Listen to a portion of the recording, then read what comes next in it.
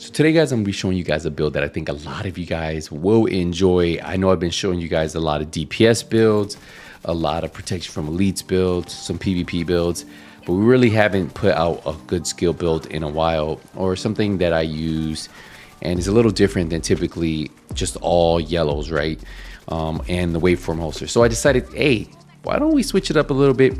And I think a lot of you guys will 100% enjoy this one. So before we get into the build itself, I did want to show you guys some gameplay so that way you guys can see how effective this is. We are running on heroic control point, so it is the highest difficulty that you can do in the open world, besides if you did missions on legendary or if you did countdown on legendary.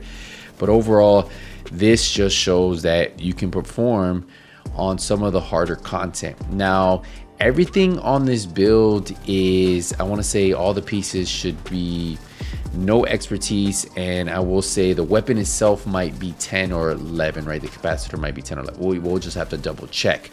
But when we are using the build, you're seeing how fast we're melting through these NPCs. Yes, just melting.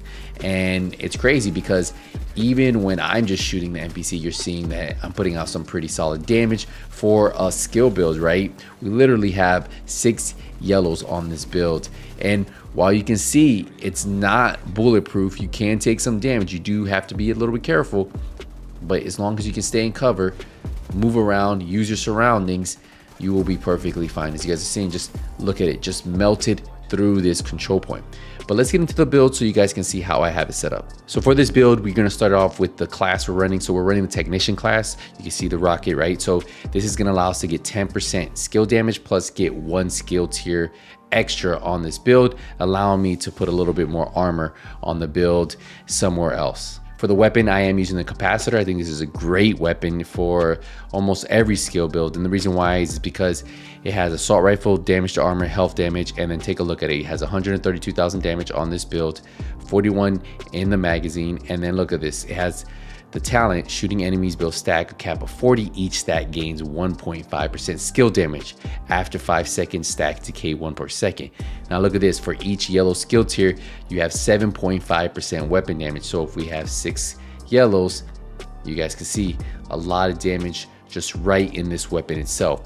Not only that, if you notice, the rail comes with critical hit chance 10%. It gets an extra 11 rounds. It has 30% critical hit damage on the muzzle slot, and what that means is you can just stack crit chance on the build itself, plus it has 10% weapon handling.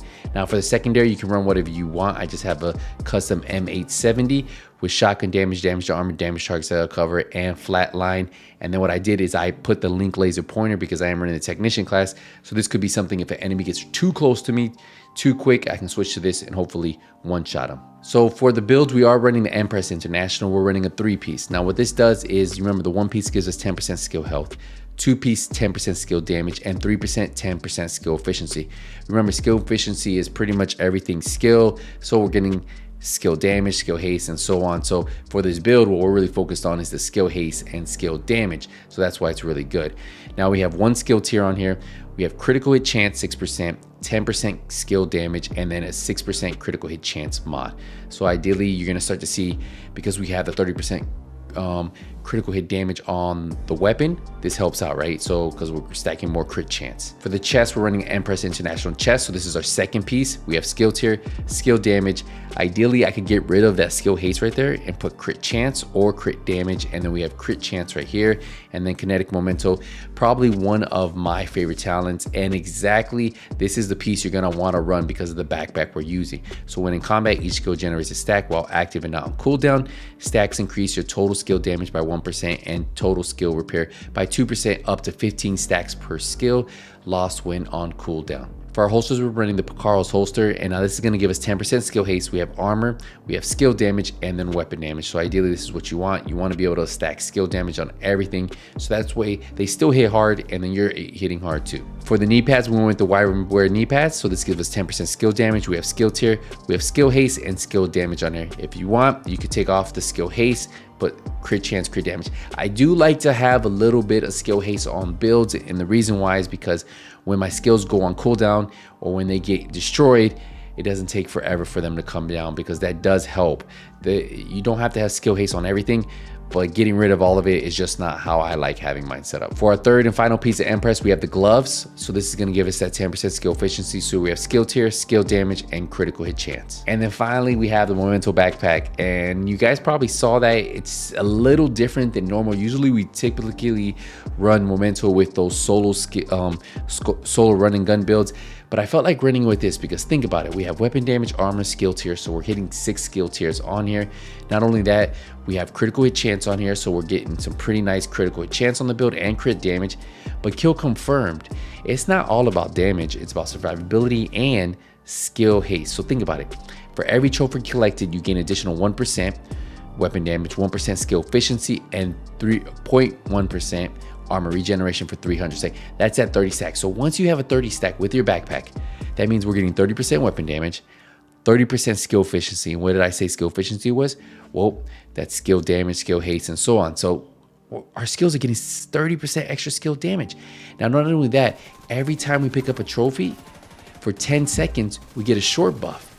And for every red core, that's 5% weapon damage. For every blue core, 10% bonus armor. So for our blue cores, we'll get 20% bonus armor for 10 seconds. We'll get 5% weapon damage.